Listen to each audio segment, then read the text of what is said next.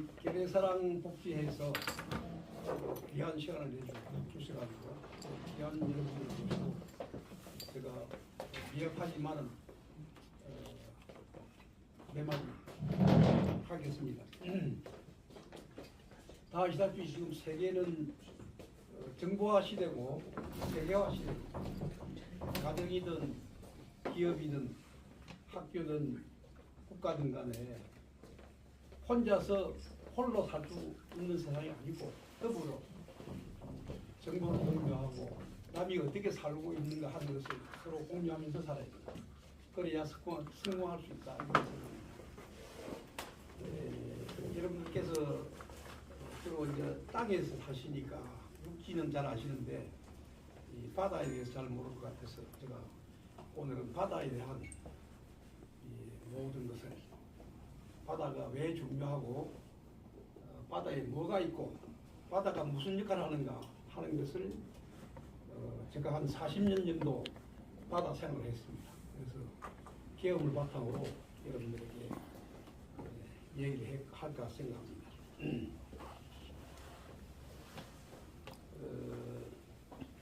동양 사람하고 서양 사람 차이가 동양 사람들은 바다를 멸시하고 아주 천시하는 그런 생각을 하고 있습니다. 예를 들어서 뱃놈이다, 바닷가 사람이다, 바다에 나가면 위험하니까 나가지 마라 이런 얘기 여러분들 들었습니다. 서양 사람들이 아니고 도전과 그 개척의 정신을 가지고 바다는 도전과 개척의 대상이다 이렇게 생각합니다. 그래서 이 바다에 대한 개척과 운영은 서양이 훨씬 더 앞섰습니다. 그래서 세계 191개 국가 중에서 바다를 접하고 있는 나라가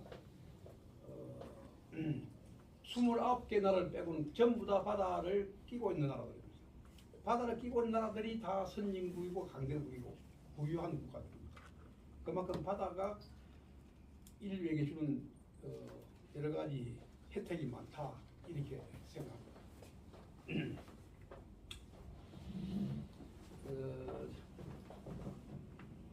우리 조상 대대로 우리나라에서는 이 바다에 대한 관심과 또 투자, 공헌 이런 게 아주 부족하고 바다를 멸시하고 바다를 천시하는 까닭에 이조 고구려 백제신라 이조 특히 이조 시대에 일본에게 점령당하고 식민지 국가가 된 원인이 이 바다에 있습니다.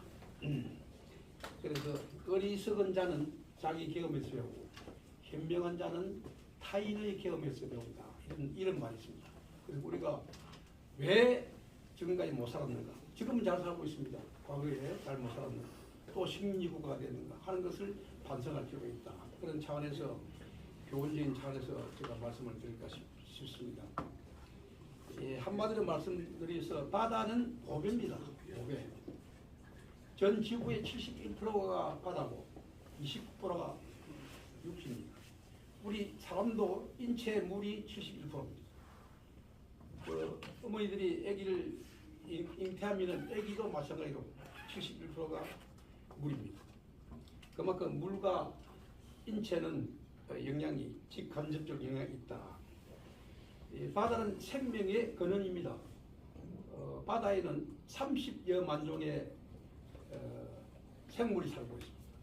그 다음에 생물의 서식지가 육지의 300배, 육지보다도 300배가 더 많습니다. 바다는 지구 환경을 조절하는 장치가 되어 있거든요. 지금 우리가 살고 있는 이 지구 환경, 기온을 포함해서 모든 것이 바로 바다에서 일어납니다. 태풍이다, 강수다, 이런 것들이 다 바다에서 바다 작용으로 나오는 겁니다. 그래서 사계절이 생기고 바람이 생기고 다 그런 것이 바다로부터 일어났다. 그런데 바다는 이제 자원의 보고다. 자원이 무궁무진하게 많습니다. 우리 인류가 필요한 모든 자원은 바다에 다 있습니다.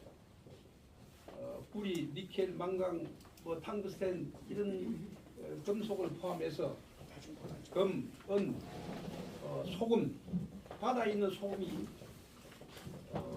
이걸 전부 추출해서 땅에 깔아 놓으면은 한 40m 정도 높이로 갈 수 있을 정도로 물이 억에 억배가 있다. 일경이 억에 억이 일경인데 뭐 수십 경이 된다. 그 정도로 바다에는 자원이 많다. 이제 그렇게 말씀드릴 수 있고, 뭐 석탄, 우리가 쓰는 석탄, 석유, 천연가스 이런 것들이 있는데 이제 한때 독도에 대해서 일본이 계속 독도가 자기 땅이다 하고 한 이유가 있습니다. 여러분들 아시는지 모르겠지만은 독도 부분에 하이드로스테이트라는 천연가스가 무궁무진하게 있습니다. 무궁무진하게 깔려 있습니다. 일본 사람들이 과학기술이 우리보다 먼저 발달돼가지고 탐사를 먼저 했습니다. 탐사해보니까 그게 엄청난 고농도의 가스가 이걸 평생 쓸 수 있는 가스예요. 이걸 확보하기 위해서 독도를 자기들 땅이에요. 이게 이렇게 해서 시작됩니다. 우리도 그걸 늦게 알았어요. 그래서 우리도 양보할 수 없이 독도는 한국 땅이다. 우리 땅인데 분명히 우리 땅인데 일본은 지금도 계속 학교 교과서를 포함해서 일본 땅이다 이렇게 얘기하고 있습니다. 바로 이유가 바로 가스가 있기 때문이죠. 여러분이 잘 아실지 모르겠지만 하와이 부근에 망강, 니켈, 텅그스텐 그 자원의 바다가 있거든요. 이게 한반도 크기만한 바다가 있습니다. 그게 우리가 매년 그 강물 자원을 켜가지고 옵니다. 이건 보도가 안 돼서 모르겠지만은 그만큼 하와이의 그 강물 자원 강구도 우리가 유엔으로부터 허가를 받아가지고 그 공입니다. 그건 누구의 받아가지고 전 인류의 바다거든요. 그래서 그 공의 일부를 우리가 차트해가지고 지금 이용하고 있다. 그만큼 바다는 자원이 많다. 바다에는 식량 보고입니다. 25,000 종류의 생물이 고기가 살고 있습니다. 근데 바다의 생물은 성장 속도가 빨라요. 고래하고 코끼리 비교하면 고래는 2년 내지 3년 만에 한 40톤 크기의 큰 고기가 됩니다. 근데 코끼리는 30년, 40년 커도 한 3톤 내지 4톤 크기밖에 안 됩니다. 그만큼 생물의 성장 속도가 엄청 빠르다. 그 다음에 부가가치가 엄청 높습니다. 달걀하고 물고기에 비교하면 물고기는 처음에 알이 0.001g밖에 안 되거든요. 하는 알인데 이게 6개월 지나면 이 0.1g 한 만배가 커져요. 계란 그건 알 낳아가지고 한 6개월 되면은 닭이 되지 않습니까? 그럼 조그마한 닭밖에 안 되는 게 그만큼 성장 속도가 빠르기 때문에 바다의 자원은 우리가 얼마든지 활용하고 응용할 수 있다. 이렇게 얘기할 수 있습니다. 바다는 해상 교통로입니다. 가장 중요한 무역, 교통, 통신 이거는 바다를 통해서 해저 케이블 이런 것도 다 바다를 통해서 깔려 있지 않습니까? 우리 모르게 엄청난 해저 케이블이 깔려 있습니다. 그만큼 이 바다가 주는 교훈이 많다. 이제 이렇게 생각할 수 있고 군사적으로 일본이나 영국은 섬나라이기 때문에 침략도 용이하고 방어도 용이하고 그 침략과 방어가 용이한 나라일수록 더 강대국으로 승진을 했죠. 우리는 한반도가 강도 국가가 돼가지고 오히려 이걸 방어하는데 상당한 국력을 소비해야 할 정도로 불리하죠. 반도 국가. 북한이 앞에 막고 있으니까 이제 우리는 막 보통 섬나라다 이렇게 얘기하는데 사실은 반도. 우리나라에 대해서 얘기하면 해안선 길이가 한 9,000km 됩니다. 엄청 큽니다. 도서가 3,000개 이상입니다. 근데 이 조그만 나라가 왜 지금 세계 10대 강대국으로 10대 선진국으로 되어 있습니다. 산이 많잖아요. 세계에서 산이 제일 많은 나라가 한국입니다. 그 많은 산을 전부 펴면은 엄청난 큰 나라예요. 우리나라도. 절대 작은 나라가 아닙니다. 조금 지금 뭐 한 7만 100만 킬로미터 남한만 하면은 10만 100만 킬로미터 안 되죠. 자그마한 나라지만 이걸 전부 다 팼다 생각하면 엄청 큰 나라예요. 우리나라가. 자부심을 가지고 우리나라에 없는 게 없다. 없는 게 없을 정도로 대한민국도 대국이다. 이런 자부심을 가질 필요가 있습니다. 영토만 하더라도 바다 영토가 우리 육지 영토의 5배가 됩니다. 이 바다에 영해라는 게 있거든요. 영해, 영공, 영토. 영토는 우리가 살고 있는 땅이고, 영해는 우리 소유의 바다. 영공은 우리 바다와 영토 위에 있는 하늘이 영공. 그래서 영토, 영해, 영공 이 세 가지 얘기하는데, 이걸 확보 많이 할수록 더 국가가 더 부유하고 큰 나라가 되는 거죠. 그래서 우리 해안선을 따라서 12해리까지는 우리 영해입니다. 영토나 마찬가지로 영해. 그 다음에 12해리에서 200마일은 또 배타적 경제 수혜해가지고 고기를 포함해서 밀수 이런 걸 다 관리하는 우리나라의 바다죠. 200해리. 그 다음에 대륙이라 해가지고 바다의 육지가 육지의 땅이 물속으로 연결되는 곳을 갖다 대륙국이라는데, 대륙국은 100마일까지 우리 영토로 되어 있습니다. 그래서 지금 석유 자원이 지금 나온다는 제주도 남쪽 바다, 그것도 우리나라하고 일본하고 서로 접해가지고 그게 자원이 있습니다. 지금 지난번 윤 대통령도 그거 얘기했지만 석유 개발하겠다 하고 있는데, 그러니까 투자를 봐야 합니다. 투자비가 봐야 될 때는 투자의 효과가 있는가 없는가 그것부터 따질 문제인데, 어쨌든 우리나라 영토도 바다 영토도 육지 영토의 5배가 된다. 엄청난 영토를 갖고 있다. 바다에는 아직 우리나라는 바다에 지금 항공기지가 없지만, 다른 나라는 일본 같은 바다 위에 항공기지가 있죠. 비행기 기지가 있죠. 그 다음에 발전소, 석유 생산기지, 싱가포르 같은 데는 생산기지도 바다에 있습니다. 앞으로 얼마든지 삶과 문화의 공간이 될 수 있는 바다를 우리가 많이 갖고 있다. 이호도라고 하는 또 섬이, 조그만 섬이 있는데, 그 원래 조그만 암초입니다. 제가 이 장관할 때에 바다 현대 조선에 얘기해가지고 구조물을 만들어서 그 암초 위에다가 큰 구조물을 올려가지고 헬리콥터 땅을 만들었어요. 그게 우리 땅이 되는 거예요. 우리 소유가 되거든요. 그럼 거기에서 우리가 12마일, 200마일 이렇게 영토를 우리가 갖고 있을 수 있는 거예요. 그러니까 중국에서 그걸 반대가, 중국에서 왜 너가 그 섬을 갖다가 암초를 너가 영토를 하느냐 하고 항의를 하고, 지금도 분쟁의 요소가 있는 겁니다. 일본도 마찬가지고. 우리가 먼저 선수를 쳤는데, 사실은 이렇게 바다가 어쨌든 생명의 근원이고 여러 가지 자원의 도구고, 바다가 우리에게 주는 영향이 많다. 이걸 말씀드리고, 그러면 바다를 이용해서 어떻게 나라가 국가들이 발전했는가? 발전사람은 간단하다 이거 말씀드리겠습니다. 그 인류 4대 문명하면 항아, 중국의 항아, 인도의 인더스, 이집트의 나일강, 그 다음에 티그리스 유프라테스 강, 이 4대 강을 주로 얘기합니다. 이 4대 강에서 인류 문명이 발달됐습니다. 그 인류 문명은 바다가 아니고 강에서 발달했는데, 강에서 비가 오고 홍수가 지고 가뭄이 생기고 하면서 땅이 생기기 시작했어요. 그 땅에다가 곡물을 심고 농사를 지었어요. 농업이 시작됐어요. 그 농업이 시작되면서 뭐가 발달됐냐? 치수가 발달되고, 그 다음에 수학이 발달되고, 천문학이 발달되고, 그 다음에 법률이 발달되고, 모든 법률의 기초는 농업에서 시작됐습니다. 그렇게 4대 문명이 발달되기 시작하면서 이 문명의 서천론이라 해가지고 이 4대 강에서부터 시작해가지고 처음에 인류 문화가 나온 곳이 그리스입니다. 그리스. 그 옆에 페르시아가 있었거든요. 그러니까 페르시아하고 그리스하고 항상 싸웠어요. 그래서 그리스, 페르시아 가장 큰 싸움이 살라미스 해전을 해가지고, 그리스 밑에 살라미스라는 조그만 섬이 있습니다. 거기서 대군이 싸웠어요. 몇십만 명 대군이 싸워가지고 그리스가 이겼습니다. 그래서 그리스는 헬레나 문화 해가지고 세계 최초로 인류 문화가 만들어졌죠. 헬레나 문화. 이런 다 인터넷 치면 다 나옵니다. 요 그리스 문화가 어디로 갔냐면은 로마로 갔습니다.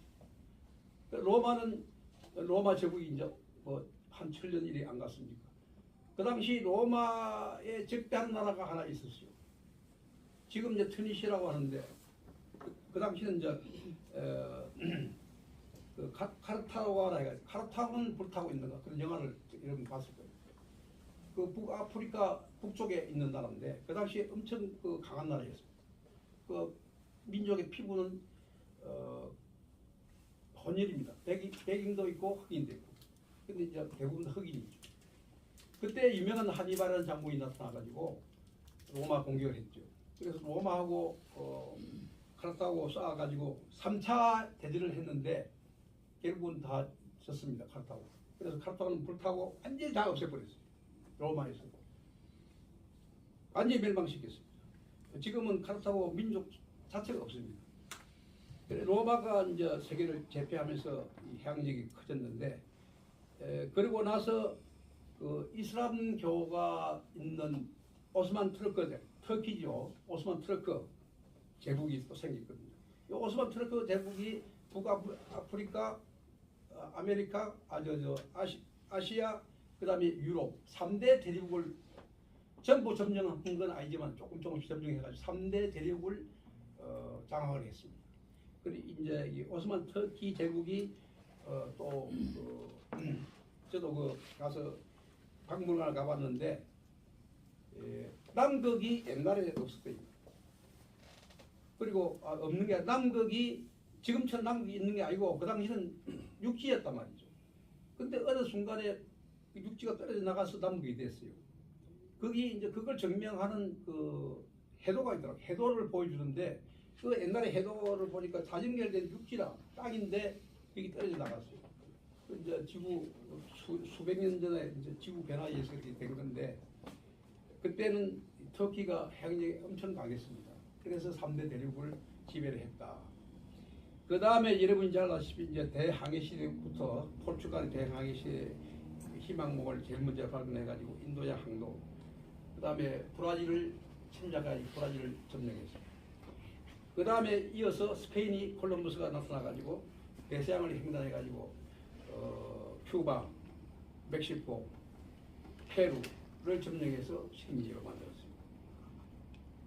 여기에 이제 스페인이 많은 식민지를 건들면서 이 식민지를 경영하기 위해서 무적 3대를 만들었어요. 식민지를 보호하기 위해서.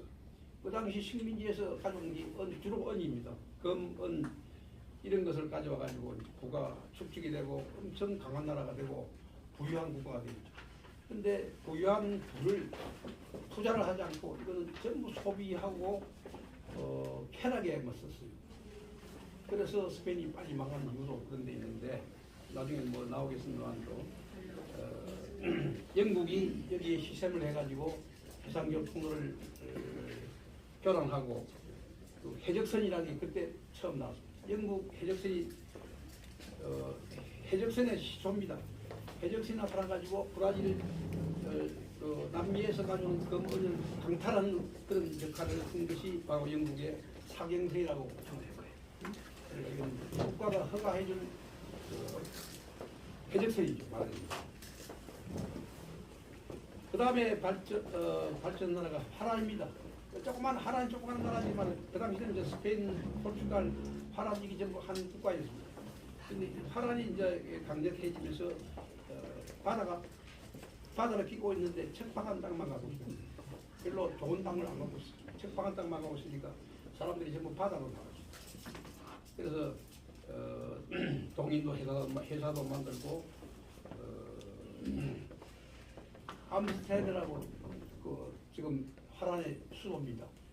그 암스테르담이 그 당시에 세계의 경제 수도였습니다. 지금 뉴욕이 세계 경제 수도인 것처럼 그 당시에는 암스테르담이 수도였습니다. 그만큼 그 무역을 잘해가지고 동인도 회사를 차려서 서양 동양에서 많은 검은 보화를 가져와가지고 무역을 통해서 부자가 됐습니다. 하란은 국토의 5분의 2가 바다 수면은 낮습니다. 바다 수면 낮습니다. 그럼에도 불구하고 배를 만들어서 해양력이 엄청 커졌는데 저도 이제 화란에 가봤는데 길가에 그 집들이 쫙 서 있거든요. 지금 우리 아파트 서 있는 것처럼 그 당시는 이제 아파트가 아니고 이제 단독주택이 쫙 서 있는데 거기 한 그룹부터 이렇게 돼 있어요. 근데 그 집마다 커튼이 다 있어. 문이 다 크게 돼 있는데 커튼이 다 달려 있어. 그 왜 커튼이 달리냐? 커튼을 보고 저 집에 주인이 바다에 나갔는가 집에 있는가 하는 게 나와요. 그래서 커튼을 닫아놓으면은 집에 주인이 없고 열어놓으면 주인이 있는 거예요. 그 정도로 바다에 대한 그 활동이 컸다 이렇게 볼 수 있어요. 그 다음에 나타난 나라가 영국입니다. 잘 아시다시피 영국은 엘리자베스 1세 때에 바다가 만인의 공해다 이래가지고 항해 자유가 인정돼야 된다. 그 해양 중시 정책을 쓰면서 영국하고 하란하고 3번에 걸친 전쟁을 했거든요. 1전 1성 3전 1성 1패 1무였습니다. 그런데 결국 영국이 이겨서 화란을 점령하고 유럽을 지배하는 그런 계기가 됐는데 영국이 또 프랑스하고 7번에 걸쳐 전쟁을 했어요. 그래서 26년간 전쟁을 했습니다. 7차 전쟁을 해서 또 프랑스를 이겼습니다. 그래서 영국이 드디어 구라파의 최강대국이 되고 패권국이 됐죠. 영국은 잘 아시다시피 신항로를 개척 많이 했습니다. 신대륙, 미국을 포함해서 많은 호주, 뉴질랜드 많은 나라를 점령했거든요. 무려 52개국이 됩니다. 영연방이 국가가 52개국이 되거든요. 그때 이제 그 영국의 산업혁명이 일어나가지고 중상주의, 상업을 중시하는 중상주의가 나오게 됐죠. 그 다음에 이제 프랑스가 가만히 보니까 화란이 구라파의 상선에 배의 4분의 3을 갖고 있는 걸 봤어요. 얼마냐면 24,000척이라. 그 당시에 화란의 상선수가 24,000척인데 프랑스가 조그마한 나라 저기 상선을 24,000척 갖고 있단 말이에요. 우리도 상선 만들자 해가지고 배를 만들기 시작했습니다. 늦게 이제 이 바다를 알게 됐어요. 프랑스는. 그래서 해군을 건설하고 상선단을 건설했는데 가로 늦게 카나다, 인도양, 서인도 이런 데서 식민지를 확장했습니다. 그 다음에 러시아는 또 표트르 대제라고 여러분 영화에서 봤을 거예요. 요 표트르가 젊었을 때에 이제 네덜란드, 영국, 독일을 여행했습니다. 독일을 여행하면서 조선소에서 근무를 했어요. 일부러 조선소에 들어가서 취직을 했습니다. 그래서 조선소를 배우고 봤습니다. 우리도 바다로 나가야겠다. 해군을 건설해야겠다. 상선을 건설해야겠다. 그래서 바다 해양력을 캐서 캄차카, 알래스카 이런 것을 러시아가 그 당시에 영토 확장을 하게 되었습니다. 그 다음에 하나는 독일입니다. 이 구라파는 이상하게 돌아가면서 다 한 번씩 다 했더라고요. 제국을 한 번씩 다 했어요. 독일은 거의 한 1800년대 됩니다. 빌헬렘이라고 이 사람이 이제 독일을 통일한 황제인데 그 전에 마한이라고 하는 미국 사람이 해양력이 역사에 미친 영향이라는 책을 썼어요. 이 사람이 이 책을 읽어보고 이 나라는 바다로 나가야 부강한 나라가 되는구나 라고 생각하고 이 책을 읽은 게 아니고 먹었다 이렇게 써요. 씹어 먹으면서 내가 해양력을 강화시키겠다. 이래서 독일이 1차 세계대전 때 처음으로 U-보트 만들었죠. 잠수함 만들어가지고 1차 세계 전반에는 독일이 이겼습니다. 후반전에 가서 졌지요. 2차 세계대전도 마찬가지입니다. 독일이 U-보트를 이제 엄청 만들어가서 대서양으로 통과하는 미국의 무역선, 상선, 교역을 다 방해하고 변화시켰죠. 근데 미국이 왜 이겼느냐? 미국의 공업력이 엄청 강했거든요. 그리고 객침되는 배 수보다도 더 많은 배를 만들었어요. 더 많은 배를. 2차 세계대전 때 일본이 한국만 100척을 갖고 있습니다. 100척. 여러분 다 놀랄 거예요. 100척. 이 미국은 500척을 갖고 있었어요. 그만큼 엊그제 그 트럼프가 당선되고 나서 한국에 와서 조선소 얘기를 하는데 이제 거꾸로 한국이 지금 세계 최강 조선소가 되었습니다. 중국, 한국. 미국은 다 이제 없어요. 조선소 몇 개 없어요. 다 문 닫고. 일할 사람이 없는 거예요. 시대가 이렇게 바뀌었습니다. 그 당시에는 미국이 엄청난 해양력을 갖고 있어요. 미국은 이제 1898년도에 미국하고 스페인 전쟁, 미서 전쟁이 있었거든요. 마닐라, 필리핀의 마닐라하고 멕시코, 큐바의 산티아고 두 군데서 전쟁이 났어요. 미국하고 스페인. 그래서 미국이 이겼단 말이야. 이기면서 스페인이 갖고 있는 나라를 다 뺏었어요. 이를 필리핀, 하와이를 포함해서 스페인이 지배하고 있는 나라를 다 성장국이 다 가져가게 되어 있습니다. 그래서 미국이 해양 강대국이 됐습니다. 이때 루즈벨트 대통령이 뭐라고 얘기했냐면 스피드 소프트리, 캐리 빅 스틱, 말은 아주 부드럽게 하고 큰 몽둥이를 갖고 다니라. 말 안 되면 몽둥이를 패라. 그 정책입니다. 그 해양적 그 정책이 지금도 쓰고 큰 몽둥이가 뭐냐면 항공모함이죠. 13척 갖고 있습니다. 중국이 지금 11척까지 가고 11척까지 곧 따라 붙습니다. 그러니까 이제 트럼프가 가만히 생각해보면 중국이 지금 해양이 엄청 커졌다면 해군이 지금 미국하고 거의 비슷하게 됐습니다. 앞으로 이제 추월 당한단 말이에요. 그러면 이제 이 세계 지배가 어떻게 될지 모르. 미국이 중국한테 뺏기는 수도 있어요. 그래서 조선을 찾고 해양력 강화에 대한 관심을 갖고 있다 이렇게 봅니다. 중국은 명나라 때 정하 함대라고 그 내시인데 정하라고 내시가 정하 함대를 만들어서 62척을 가지고 27,000명이 7번에 걸쳐서 인도, 페르시아, 아프리카를 원정을 했습니다. 그 중국 사람들이 나치판 제일 먼저 만들었어요. 마작판 아시죠? 마작 하시죠? 그게 뭐 마작 종류가 퉁수, 만수, 뭐 청홍록 뭐 이래가지고 동서남북 패하고 청홍청 패하고 그 다음에 만수 12개, 퉁수 12개. 이게 조합이 엄청 큽니다. 노름 중에서 가장 좋은 노름이 제일 좋아하는 노름이 마작이. 밤샐 때 보는 게 노름 마작이거든요. 이 마작도 이때 만든 거예요. 정하 함대가 항해하면서 만든 거예요. 근데 이렇게 강한 중국 명나라 함대가 청나라로 바뀌면서 청나라는 함정 건조를 못하게 했습니다. 일체 배를 못 만들고 있어요. 바다에 못 나게 만들고 있어요. 그렇게 국가 정치에 막혔어요. 그래서 아편 전쟁 때 영국의 군함 두 척이 군함 두 척이 양장으로 올라오면서 중국 함정은 그때 목소리 다 군함 목소리거든요. 27척하고 2대 27로 붙어가지고 한 방에 다 버렸어요. 목숨은 뭐 한 방 맞으면 그냥 치즈모델을 가지고 그 포도 이제 영국은 한 포를 갖고 있고 저기는 뭐 조그만 뭐 포를 갖고 있어요. 그래서 중국이 결국은 영국, 프랑스, 독일, 뭐 러시아 4대국인가 분할 점령해서 식민지를 했죠. 그 역사를 지금 이제 신피가 다 알고 있는 거예요. 아, 우리가 해양력을 해야 되겠다.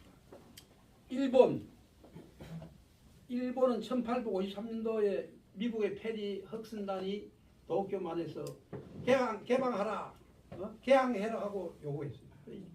일본은 개항하지 않고 계속 보호주의 외국하고 개방을 안 했단 말이에요. 개방하라 하고 함부로 쏘으니까 할 수 없이 개방했어. 그게 뭐냐? 맹치유신입니다. 맹치유신. 1864년도 일본이 모든 물질 문명을 다 개방 다 했습니다. 그래서 해양 문물이 엄청나게 들어왔습니다. 금방 개항이 되면서 발전하기 시작했습니다. 일본이 불과 얼마 안 됩니다. 그러고 나서 일본은 청일 전쟁하고 그다음에 러일 전쟁이 있습니다. 이제 서방의 군함을 사가지고 와서 이걸 모방해서 만들었어요. 몇 척 안 됩니다. 23척인가를 만들어가지고 그 큰 일본 청나라 러시아 함대를 다 이겼어요. 그러고 나서 한일 합방이 안 됐습니다. 한일 합방 되면서 그 당시에 일화 중에 하나가 일본 육군에서 한반도를 정한론 해가지고 한반도를 점령해야 되는데 배를 내달라. 일본 해군에서 무슨 소리야? 해군을 켜줘야 배를 만들 거 아니야. 예산을 안 주는데요. 육군 예산만 쓰고 해군 예산을 안 준단 말이야. 그러니까 해군에서 그러면 너가 일본에서 대마도로 다리를 놓고 대마도에서 한국까지 다리를 놔서 가면 될까 이가. 그 당시 기술력으로 다리를 놓을 수 있겠습니까? 지금도 힘들 텐데. 그래서 육군들이 할 수 없이 해군력을 켜야 되거든요. 그래서 해군력이 엄청 커졌습니다. 그래서 청일 러일 전쟁이 이긴 거예요. 그런 에피소드가 있습니다. 그런데 이제 우리나라도 마찬가지인데 육해공군 간에 엄청난 알력과 예산 투쟁이 많아요. 육군대로 뭐 이게 주군이다. 해군 공군은 해군 공군대로 우리는 보조국이다. 우리는 보조군. 전쟁의 주도권은 공군이 있다면 해군력이 있다면 서로 이제 삼군 간에 투쟁도 많은 거예요. 지금도 마찬가지입니다. 그건 뭐 어느 나라든 마찬가지인데. 그건 이제 공수권자가 그건 잘 결정하고 결정해야 되는 문제죠. 그래 이제 우리나라는 그럼 어떻게 되느냐? 고구려 때 동청왕 때 중국의 양자강을 경략을 했어요. 우리가 점령해가지고. 그리고 백제 때는 건초광이 요동만들을 또 점령해가지고 경략을 했어요. 그러니까 고구려 백제는 엄청난 해양력이 강할 때입니다. 그때가. 근데 신라는 장보고 완도에서 청해진을 개척해가지고 해상 무역을 했죠. 고려 때는 그 전라도 금강하구, 충청도 이쪽에 그 항구에서 외선 침략한 외선을 격침하는 역할을 했어요. 이조 시대는 박이 때 세종대왕입니다. 대마도를 정벌한 적이 있고 또 이종무가 대마도를 정벌한 적이 있어요. 그래 계속 갈수록 해양력이 약해졌습니다. 그러다가 이조 말에 이제 결국은 저거 됐는데 임진왜란 때 충무공 이순신이 없으면 나라가 망했죠. 그러니까 그 당시에 호남이 없으면 조선도 없다 할 정도로 임진왜란 이순신 역할이 컸습니다. 근데 이순신은 그 당시에 24번 싸워서 20을 이겼어요. 24전 24승. 그렇게 장수가 전쟁에서 이긴 역사가 아무도 없습니다. 충무공 이순신만큼 이긴 사람이 이 세계에서 없습니다. 그래서 충무공 이순신을 다 존경하는 거예요. 일본이든 미국이든 어느 나라든 간에 충무공 이순신하면 다 고개 숙이고 정말 존경합니다. 역사를 알거든요. 그 당시에 그 목숨 가지고 무슨 뭐 전화기가 있고 뭐 무술 있고 인터넷이 있는 것도 아니고 손발 이렇게 해가지고 워낙 이 충무공 이순신이 전쟁을 잘하고 하니까 선조대왕이 희생이 나는 거예요. 예? 입소문을 통해서 선조대왕을 능가할 정도로 충무공 이순신이 뜨니까 희생이 난 거예요. 그래서 투옥시키잖아요. 왜 투옥시키냐? 그때 부산 해전인데 충무공 이순신은 그걸 다 파하고 있었어요. 우리 일본에서 교란 작전을 쓰고 있다. 내가 나가면은 100% 찐다 하는 걸 알고 출전 명령을 했는데 출전을 안 했습니다. 선조가 출전해라 하고 명령했는데 안 했습니다. 일부러. 요시다 하는 간첩이 조직에 와서 선조를 만나가지고 말이야. 지금 일본군이 쳐들어온다. 전쟁해야 됩니다. 요걸 믿고 선조는 출전 명령을 시켰는데 충무공 이순신 이미 다 파하고 있는데 이거는 대락이다. 나가면 우리는 무조건 진다. 안 나갔어. 그러니까 명령 불복종으로 충무공 이순신을 잡아다가 죽이려고 했죠. 네? 여기 조정 대신들 다 앉아서 다 죽이라고 했는데 한 사람이 이권익인가 한 분이 딱 일어나서 절대 죽이면 안 됩니다. 나라를 구한 사람이고 앞으로 이 사람 없으면 나라를 구할 수가 없습니다. 그래가지고 유배를 갔잖아요. 예? 유배를 가서 며칠 만에 이제 다시 풀려가지고 결국 명량해제를 이겨가지고 이제 그랬는데 임금도 시선을 할 정도로 장수가 잘하니까 얼마나 잘했으면 그랬겠습니까? 백전백승이라. 그래 중국 이순신에 대해서 얘기를 하면 제가 뭐 한 몇 시간 강의를 해야 되는데 그래 이 삼도 수군 통제사라는 이 해설이 이조 끝날 때까지 계속 있었습니다. 그때 배도 많았어요. 한 400척, 500척 있었어요. 근데 이건 전부 목선이라. 일본은 목선이 아니고 전부 철선이거든요. 일본의 배는 4,000톤, 만 톤인데 우리는 결국 뭐 한 100톤, 150톤, 많은 배거든요. 우리는 포도 뭐 천지, 황, 벨항자 총통, 천자 총통, 뭐 진짜 뭐 100m밖에 안 나는 그 총통이거든요. 사방에 한 포는 뭐 3,000m, 4,000m 한 포단 말이야. 그리고 우리가 식민지하 안 될 수가 있으니까 일본이 와서 점령해 버리니까 깜짝 놀랐어요. 배도 몇 척 안 왔습니다. 그때 일본 배 2척인가 3척밖에 안 왔어요.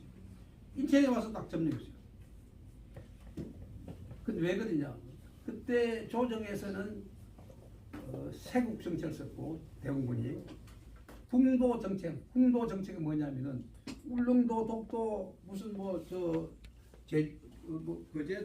남해도 각 섬에 있는 사람들 전부 다 빼내라 이런 상황이에요. 전부 섬을 비하라. 이게 궁도 정책. 그러면 이제 그 섬에 침략에 아무 먹을 것도 아무 없으니까 전쟁 안 올 것이다. 이렇게 생각하고 궁도 정책. 아주 어리석은 정책을 써가지고 결국은 나라가 36년간 식민지가 됐죠. 그래서 이제 오늘 마지막으로 교훈을 말씀드리려는데 이 교훈은 제가 이 얘기하는 것은 나라뿐만 아니고 여기 이제 조그만 사업을 하든 뭐 기업을 하든 간에 어쨌든 사업하시는 분들 또 과정을 갖고 있는 분들 누구든지 간에 다 해당이 되는 겁니다. 그래서 제가 이 공통적인 얘기인데 고대 대장간에서 대장간이 옛날 대장간이 있었죠. 그래서 전부 수작업을 하는 고대 대장내기가 중세에 나오는 풀무 이게 이제 손을 벌려서 불을 붙이는 바람으로 불을 붙이는 거죠. 풀무로 현대식 발전기를 만들 수 없다. 이렇게 말을 이제 그러니까 고대 대장내 옛날 사람이 중세의 병기로 장구로 현대식 그걸 만들 수 있습니까? 없지요. 마찬가지로 이거는 계속 진화 발전해야 됩니다. 조직이든 뭐든 간에 가정도 마찬가지입니다. 가정도 옛날에 조상들이 해온 대로 뭐 먹고 입고 자고 이래서 발전은 없어요. 계속 계획을 해야 돼. 새로운 걸 발전하고 발명하고 진화 발전해야 돼. 이 정신을 여러분 첫째로 가져야 됩니다. 이 첫째 교훈이고 두 번째는 총을 가진 거지는 칼을 가진 거지는 백만장자를 이긴다. 백만장자 돈만 있지 거지 와서 칼 대면 돈 줘야 될 거 아닙니까? 국가도 마찬가지입니다. 마찬가지 똑같아요. 아무리 부자 나라도 칼이 없으면 무기가 없으면 당하게 돼 있는 거 아닙니까? 그래서 군사력이 국방력이 중요합니다. 국방력. 지금 트럼프가 우리 보고 미군 철수할 테니까 철수하는 게 낫나 돈 낼래 협박하는 거 아닙니까 지금? 왜? 우리가 지금 잘 사니까 10대 강국이라니까 세계 10대 강국. 우리 때는 1인당 기름비가 200불, 100불 이랬어. 지금 34,000불, 34,000불 아닙니까? 얼마나 잘 삽니까 지금? 차 없는 집이 있어요. 우리 소중히 우리 옛날 젊을 때는 말이죠. 차가 없었어요. 차. 한 대 두 대 정도. 버스도 없었어요. 그만큼 나라가 발전되니까 이제 미국도 공간을 이제 공갈 치는 게 아니죠. 이제 내 나라. 그래서 우리도 국방력 강화해야 되는데 문제는 핵을 가지고 핵이 없으니까 지금 꼼짝없이 당하고 있거든요. 근데 우리나라도 그런 때가 왔는데 이 경제력은 반드시 군사력을 동반하고 있습니다. 경제의 양면입니다. 한쪽은 경제력, 한쪽은 군사력. 두 개 다 갖고 있습니다. 두 개 중에 하나가 없으면 당하게 되죠. 칼만 가지고 뭐합니까? 돈이 없으면 안 되죠. 그러니까 도둑질해야지. 돈만 갖고 있어도 됩니까? 칼도 갖고 있어야지. 이런 정책인데 여러분들도 마찬가지입니다. 회사 기업이 잘 되려면 기업 돈 재력이 없으면 되겠습니까? 재력이 있어야죠. 그 재력을 보호하고 발전시키려면 사람도 있어야 되고 제도 다 있어야 되죠. 마지막으로 이 국가는 왜 망하는가? 왜 실패하는가? 기업도 마찬가지. 왜 기업도 실패하는가? 이거 잘 들어야 돼요. 이거 리더십입니다. 리더십. 리더십은 뭐가 있냐? 정책하고 제도입니다. 제도, 정책. 이번에 경제학 물리학 노벨상 받은 사람들이 한국을 본보기를 해가지고 한국 경제력이 어떻게 발전됐다 하고 나왔거든요. 한국이 어떻게 번영되고 발전됐느냐. 말하자면 흥망성쇠에 관계되는 건데 제도입니다. 제도. 북한은 공산주의 체제, 남한은 민주주의 체제죠. 그러니까 여기 표현을 잘 해놨어요. 포괄적 민주주의하고 착지적 공산주의하고. 공산주의는 착취한다. 개인 독재주의고 민주주의는 같이 다 잘 사는 거죠. 이게 민주 의사 결정도 마찬가지고 이게 민주주의죠. 그러니까 민주주의가 더 좋은 제도가 임에도 불구하고 러시아, 중국, 북한은 왜 그러면 공산주의를 하고 있습니까? 해봤어요. 중국도 해보고 러시아도 해봤어요. 북한은 못했어요. 러시아도 엘친 대통령이 때 무도를 개방했습니다. 그때 저 러시아 갔습니다. 왜 갔느냐? 노태우 대통령이 그때 3천만 불을 융자인가 했어요. 근데 1,500만 불을 갚았고 1,500만 불을 못 갚았어요. 러시아에서. 돈 대신에 잠수함을 가지고 가라. 그래서 제가 잠수함 사러 갔어요.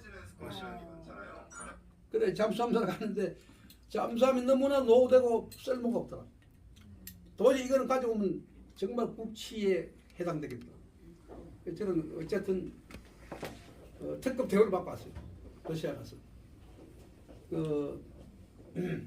뭐 먹는 거 입는 거 자는 거 할 거 없이 참 특급 대우를 받고 왔는데 그때는 문화가 완전히 개방됐거든요. 지금은 또 문 닫아버렸습니다. 러시아가. 중국도 마찬가지입니다. 문화 개방할 때는 우리하고 저도 중국에도 몇 번 갔어요. 중국 역대 장관들하고 여기 우리 한국 역대 장관들하고 같이 모임이 있었어요. 그래서 이제 매년 한 번씩 교거로 왔다 갔다 하면서 친선 운동도 하고 친선 역할을 했는데 그때는 정말 문화 개방해가지고 할 얘기도 하고 우리가 요구하는 거 다 해주고 또 자기들이 요구하는 거 해주고 다 이 정보 교환도 했거든요. 그래서 저 문을 모이고 저 문을 다 안 닫았습니다. 지금 그 개방 못합니다. 우리 저 성우에서도 일본하고 미국하고는 서로 정보 교환하는데 중국은 했습니다. 했는데 지금 문 닫아버렸어요. 안 합니다. 중국에서 완전 문 닫아버렸어요. 그렇게 닫은 이유가 중국이나 러시아는 영토가 큽니다. 인구가 많습니다. 언어가 복잡합니다. 민족이 다 민족입니다. 그래서 단일 민족이나 이런 잘 사는 나라일수록 단결은 잘 되는데 너무 민족이 많고 언어가 많고 영토가 넓으니까 이게 통제가 안 되는 거예요. 네? 통제를 하고 조직을 관리하려고 그러면 독재를 안 할 수가 없는 거예요. 저 생각이 그래요. 먼저 그런 거 얘기를 많이 하는데 그래서 독재를 하는 이유가 바로 거기 있다. 그거는 또 나름대로 거기 또 이해가 가더라. 그 많은 영토 중국은 세 가지 모른다는 거 아닙니까? 땅이 넓으니까 어디가 어디까지 자기 땅인지 모르고 나라 말이 하도 많으니까 말이 어느 나라 말인지 모르고 음식이 하도 많으니까 어느 지방의 음식인지 모른다는 거예요. 세 가지를 모른대요. 중국 사람 자기들도 그만큼 나라마다 특성이 있고 저기 있다. 그 나라가 망하는 이유가 이 이제 정책하고 제도를 얘기했는데 이 정책 중에서 꼭 우리가 알아야 할 것은 로마든 옛날에 선진국들 몽골이고 뭐 많은 나라 제국들이 망한 이유가 딱 하나 있습니다. 뭐냐? 빵과 서커스입니다. 먹고 놀고 즐기는 거 이겁니다. 이거. 지금 우리나라가 너무 트로트로해서 노래가 많아. 노래 너무 좀 우려스러워. 그 젊은 사람들 얼마나 또 술 많이 먹습니까? 그러니까 이 먹는 거, 그다음 포퓰리즘 나라에서 이제 뭐 포함해서 병사들이 말이죠.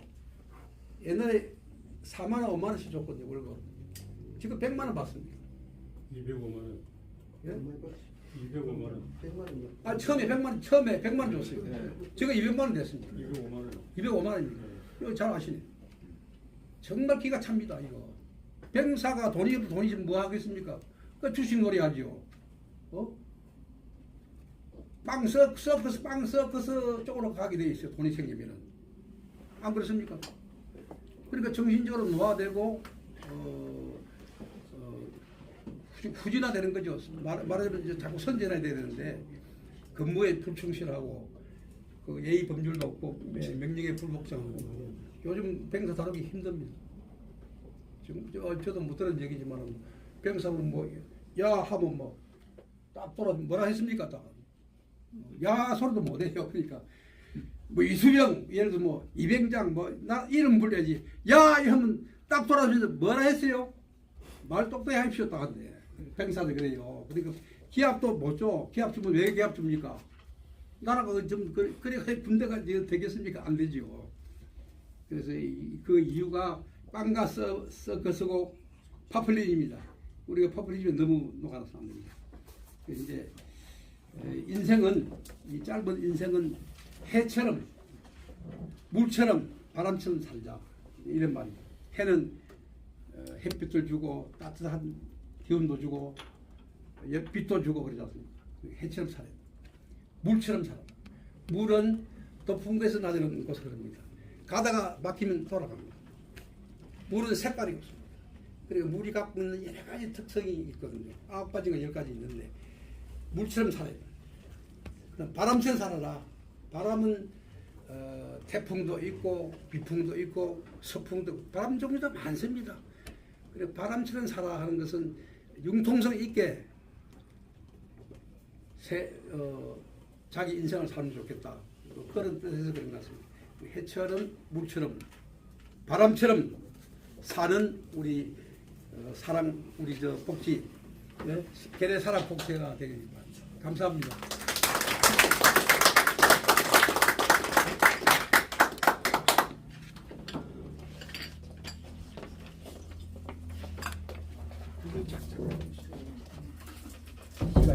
아니요, 짧았습니다. 시간 짧았죠? 네, 너무 짧았습니다. 29분 했습니다. 29분. 10분 많이 1시간 더 해야 됩니다. 사실 오늘 강의는